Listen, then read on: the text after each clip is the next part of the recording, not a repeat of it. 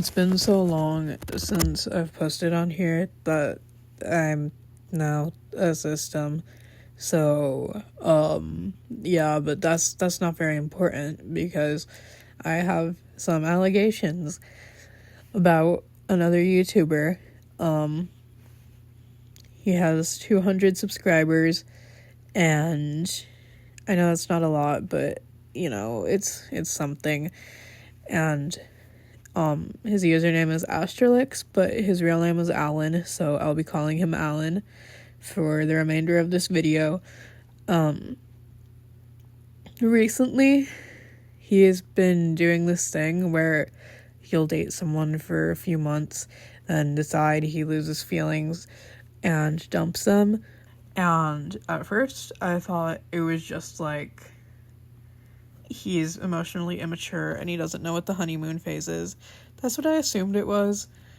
But honestly, not even just because it happened to me am I realizing, but like even after it happened to me, I didn't process that shit at all.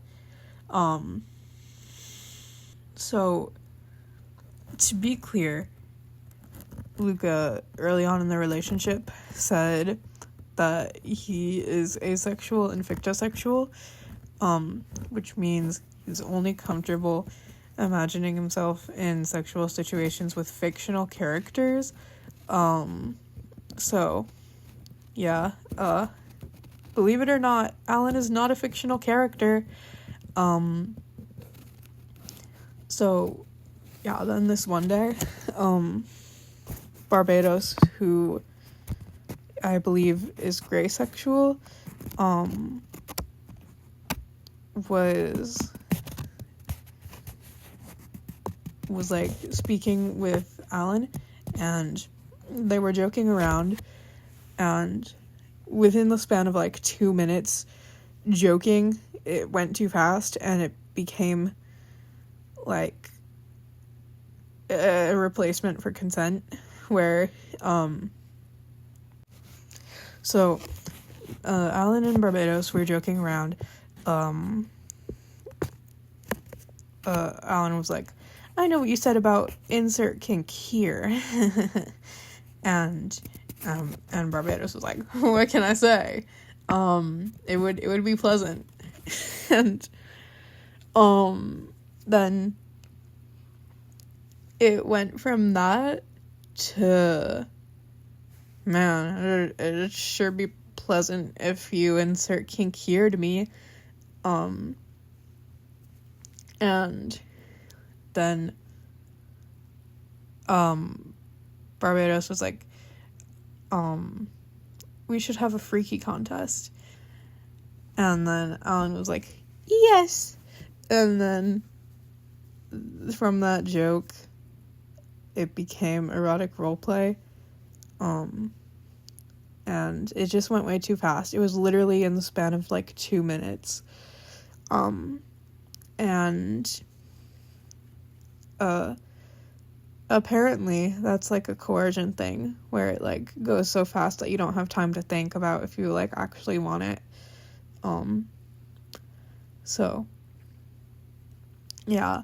And then this next thing could be seen as ableism. Luca made it clear early on that we have generalized debilitating anxiety disorder, and also specified that makes it hard to start conversations. And later on he was complaining wow, you never start conversations. I sure do wonder why that is. It's almost like we have an anxiety disorder that we already fucking told you makes it hard to start conversations. Hello.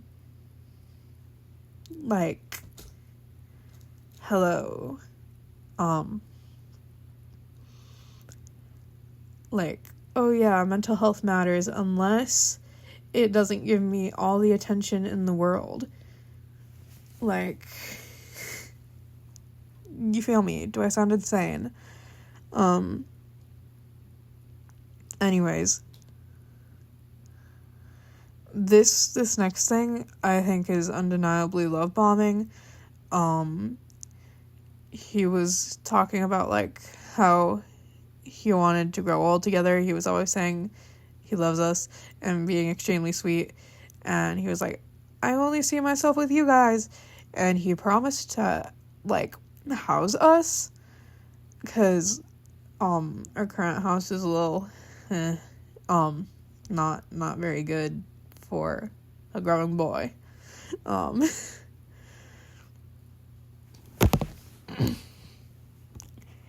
We even planned to like go to Arizona for vacation, because like he lives in Arizona, and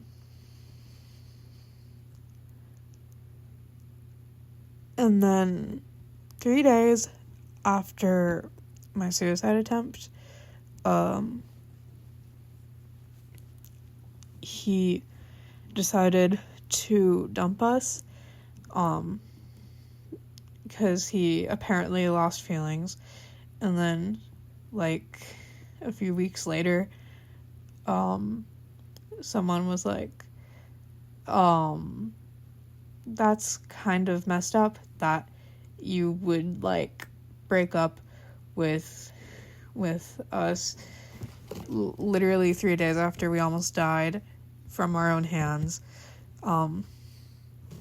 And he was like, oh yeah, that was a mistake, I'm sorry.